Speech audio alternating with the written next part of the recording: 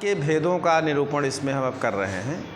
हाँ, काव्य के कितने भेद हैं? अथ काव्य भेदम आह, काव्य के भेदों को बता रहे हैं। ये साहित्य दर्पण का चतुर्थ परिच्छेद में काव्य के भेदों को इसमें साहित्य दर्पणकार ने इस भेदों का निरूपण किया है।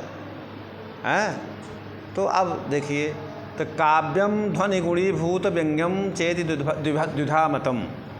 काव्यम ध्वनि गुणीभूत, इसको काटो, चलो अच्छा चलो ठीक है। काव्यम ध्वनिर्गुणीभूत व्यंग्यम चेति द्विधा मतम। हाँ, तो कौन? एक तो ध्वनि, दूसरा गुणीभूत व्यंग। एक क्या होता है? एक तो ध्वनि, दूसरा गुणीभूत व्यंग। इस प्रकार से काव्य के दो भेद होते हैं। काव्य की ध्वनि जो है, आप ध्वनि की चर्चा काव्य शास्त्र में बहुत मूल विषय है ध्वनि। तो ध्वनि क्या है? ध्वनि शब्द कैसे बनता है? कहा ध्वन्यते व्यज्यते व्यंग्यार्था अस्मिन्। यदि ऐसी व्युत्पत्ति करते हैं, ठीक है ना। लेकिन ध्वनि कैसे बनता है? ध्वनि कैसे बना? ध्वन अव्यक्ते शब्दे है, ध्वन शब्दे अव्यक्ते शब्दे। तो इस धातु से अधिकरण अर्थ में ई उरादिक ई प्रत्यय हुआ है, तो इससे ध्वनि शब्द बनता है। ध्वनि शब्द पुल्लिंग है, अयम ध्वनि ही, ऐसा कह सकते हो। ठीक, तो कहा कि ध्वनि किसे कहते हैं? काव्य के दो भेद होते हैं, उसमें ध्वनि और एक गुणीभूत व्यंग। लेकिन अब पूछा कि पहला जब ध्वनि है तो ध्वनि किसे कहते हैं? ध्वनि काव्य किसे कहा जाता है? तो कहा कि वाच्यातिशायिन व्यंगे ध्वनिस्तत्काव्यम उत्तमम। वाच्याद अधिक चमत्कारिण व्यंग्यार्थे ध्वन्यते अस्मिन् व्युत्पत्त्या ध्वनिर्नाम उत्तमोत्तमम काव्यम। इसी को आचार्य लोग उत्तम काव्य कहते हैं। इसी को क्या कहते हैं? उत्तम काव्य कहते हैं। ठीक है। कहा कि ध्वनि उसे कहते हैं, वाच्य। वाच्य माने अभिधा वृत्ति से प्रतिपाद्य अर्थ जो होता है वो वाच्य अर्थ होता है। जहाँ वाच्य अर्थ अर्थात अभिधा वृत्ति से प्रतिपाद्य अर्थ, जहाँ पर व्यंग व्यंजनावृत्ति से प्रतिपाद्य अर्थ अधिक चमत्कारकारी हो, जहाँ पर व्यंग्य अर्थ अधिक चमत्कारकारी हो, उसे ध्वनि काव्य कहते हैं। उसे ध्वनि काव्य, और आचार्य लोग उसको उत्तम काव्य, उसी को उत्तम काव्य भी कहा जाता है, उसी को ध्वनि काव्य भी कहते हैं। उत्तम काव्य को ध्वनि काव्य कहते हैं। ये बड़ा काव्य का बहुत मूल प्रकरण है। तो कहा ध्वनि के दो भेद होते हैं। अब क्या है? भेदौ ध्वनेरपि द्वौ उदीरितौ लक्षणाभिधामूलौ अविवक्षित वाच्यो अन्यो विवक्षितान्य पर वाच्यश्च। अब ध्वनि के भी दो भेद हैं। कहा भी गया है कि ध्वनि के, वैसे यहाँ तो हम साहित्य दर्पण पढ़ा रहे हैं, लेकिन पंचदा ध्वन्यर्था ध्वननम ध्वनि, ध्वननम ध्वनि, ध्वननम ध्वनि शब्दः, ध्वननम ध्वनि अर्थः, ध्वन्यते अनेनिति ध्वनि, ठीक, ध्वन्यते अस्मिनिति ध्वनि, ध्वन्यमानः ध्वनि। इस तरह से ध्वनि की 5 व्युत्पत्तियाँ की गई हैं। लेकिन यहाँ पर हम चूँकि साहित्य दर्पणकार को तो ध्वन्यालोक के प्रकरण में हम इसको बृहद रूप से बताएंगे। तो यहाँ पर ध्वनि के दो भेद हैं। एक तो लक्षणामूला ध्वनि, दूसरी अभिधामूला ध्वनि। ठीक है। तो कहा कि एक तो लक्षणामूला ध्वनि, दूसरी अभिधामूला ध्वनि। कहा कि भाई देखिए ठीक है। कहा विवक्षितान्य पर वाच्य को अभिधामूला ध्वनि कहते हैं, अविवक्षित वाच्य को लक्षणामूला कहते हैं। ठीक है। तो मतलब तो भेदौ ध्वनेरपि द्वौ उदीरितौ लक्षणाभिधामूलौ। लक्षणाभिधामूलक जो ध्वनि है वो दो प्रकार की कही गई है। एक तो अविवक्षित वाच्य माने, अविवक्षित वाच्य माने लक्षणामूला ध्वनि, और एक विवक्षितान्य पर वाच्य, दूसरा अभिधामूला ध्वनि। ठीक है। कहा लक्षणामूला होने से ही जहाँ पर वाच्य अर्थ बाधित या वाच्य अर्थ अविवक्षित हो या बाधित स्वरूप होता हो, ऐसे को अविवक्षित वाच्य ध्वनि कहते हैं। और जहाँ विवक्षित है अन्य पर का मतलब व्यंग्यनिष्ठ जो वाच्य अर्थ, जिसमें ऐसे द्वितीय को विवक्षितान्य पर वाच्य अर्थात अभिधा मूला ध्वनि कहते हैं। उसके दो ध्वनि के दो भेद हुए, एक तो अभिधा मूला, दूसरा लक्षणामूला। समझ में आई? क्लियर हुई ना? काव्य दो हुए, एक हमने पहले बताया कि एक तो जो है ध्वनि, दूसरा गुणीभूत व्यंग। कहा तत्र अविवक्षित वाच्यो नाम लक्षणामूलो ध्वनि। अविवक्षित वाच्य क्या है? कहा अविवक्षितम न वक्तुमिष्टम बाधित स्वरूपमिति भावः वाच्यम यस्मिन् तादृशो लक्षणामूलो ध्वनि। अब विवक्षितान्य पर वाच्य क्या है? विवक्षितम वक्तुमिष्टम अन्य परम व्यंग्यनिष्ठम वाच्यम यस्य सह अभिधा मूलो ध्वनि। ठीक, तो तत्र अविवक्षित वाच्यो नाम लक्षणामूलो ध्वनि। अविवक्षित वाच्य जो ध्वनि है उसको लक्षणामूल ध्वनि कहते हैं। और लक्षणामूलत्वाद एवात्र वाच्यम अविवक्षितम बाधित स्वरूपम। लक्षणामूल होने से, लक्षणामूल ध्वनि होने से इसका जो है वाच्य अर्थ अविवक्षित होता है, ठीक है, और इसका बाधित स्वरूप होता है। क्या होता है? बाधित स्वरूप होता है। समझ रहे नहीं? अच्छा, वाच्य अर्थ अपने स्वरूप को प्रकाशित नहीं करता है।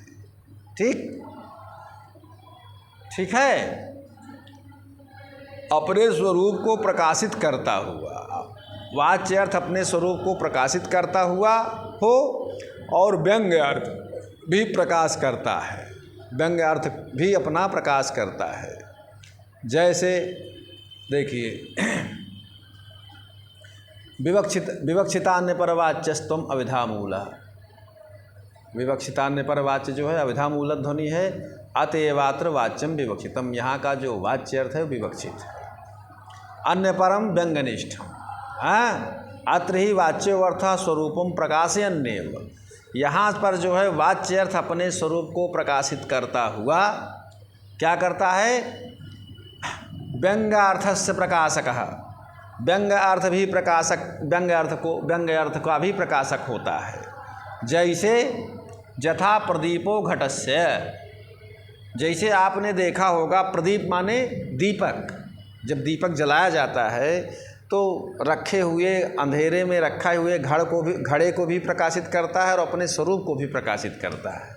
ऐसा होता है कि नहीं? जब दीप जलता है तो अंधेरे में रखे हुए घड़े को भी प्रकाशित करता है और अपने स्वरूप को भी प्रकाशित करता है। ठीक है, तो उसी तरह से अभिधा मूला जो ध्वनि, अच्छा, अब अभिधा मूला ध्वनि का विषय बहुत होने से क्या है? कहा कि अभिधा मूलस्य बहु विषयतया पश्चात निर्देशः। अभिधा मूला जो ध्वनि है उसके बहुत से विषय हैं, इसलिए उसको बाद में क्या नाम से हम उसका निर्देश करेंगे, उसका बाद में उसका वर्णन हम करेंगे। कैसे? जैसे आपके घर में कोई आए, कोई मान लीजिए विश्वकर्मा लोग हैं, जिसे लोहार कहते हैं, काम करते हैं, जो कड़ाहा वड़ाहा बनाते हैं। तो कोई कड़ाहा बनाए आवे और कोई सूची बनाने के लिए आवे। सुई, तो पहले कड़ाहा बनाओगे कि सुई? पहले सुई बनाओगे।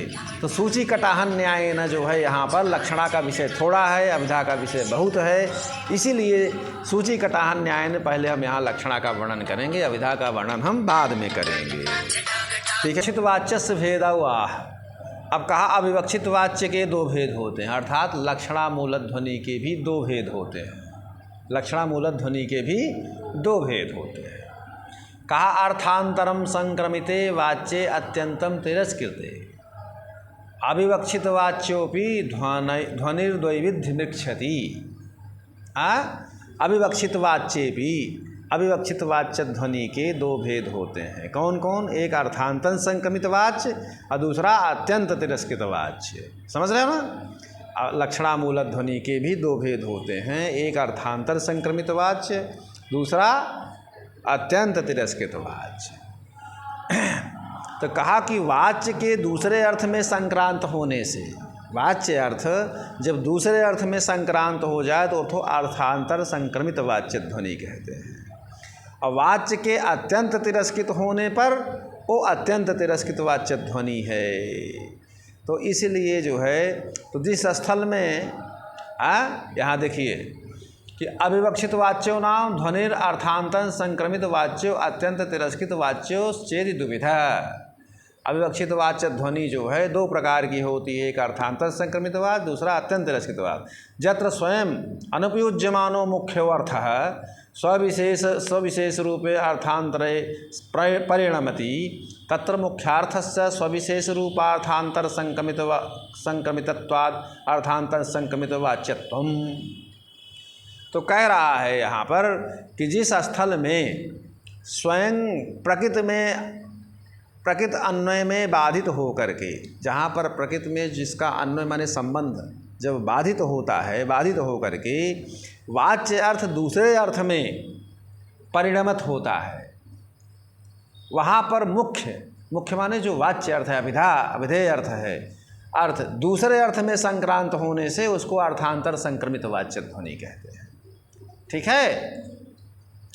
अर्थात जत्र जस्मिन् स्थले स्वयं स्वरूपेण अनुपयुज्यमाना प्रकृतान्वये बाध्यमानः मुख्यः वाच्यः अर्थः स्वविशेष रूपे निज भेद रूपे अर्थांतरे अन्यस्मिन् अर्थे वाच्य लक्ष्य साधारणे अर्थे परिणमति परिणामं प्राप्नोति अर्थात उपादान लक्षणा अर्थांतरम प्राप्नोति इति भावः। तो अब देखिए उसको क्या कहते हैं, अर्थांतर संक्रमित वाच्य। जैसे उदाहरण के रूप में कदली कदली करभा करभा करिराज करह करिराज करह भुवन तृतयेपि बिभर्ति तुलाम इदमूरु युगम न वमोरु दृशः। समझ रहे हो ना? अच्छा, यहाँ प्रसन्न राघव काव्य का ये छद्मवंशी जो रावण था, रावण ने सीता जी का हरण किया था। हरण करने के बाद वो उनके सौंदर्य का वर्णन कर रहा है, उनके सौंदर्य का वर्णन कर रहा है इसी श्लोक में। कहा कदली कदली करभा करभा करिराज करह करिराज करह। कदली मतलब होता है रंभा, कदली माने रंभा, और कदली माने होता है केला, केला का वृक्ष कदली। तो कहा कि कदली कदली मतलब कदली रंभा कदली ही है, अकरभा करभा। ठीक है। करभ होता है मणिबंधाद आकनिष्ठम करस्य प्रदेशः करभा, और साथ से खरभः करभः एव। कहने का मतलब कदली कदली ही है। करभ माने उरु के आकार का हाथ का जो पार्श्व भाग होता है वो करभ ही है। सीता जी के सौंदर्य का वर्णन। और करिराज, करिराज माने होता है गजेंद्र, करा सूंड, अर्थात गजेंद्र की सूंड भी गजेंद्र की सूंड ही जैसी है। और उरु दिशः, तो कहने का मतलब चमोरु दृशः, चमोरो माने मृग विशेषस्य यु दृशः नयने जस्याः माने मृग नयना सीता के ये दोनों उरु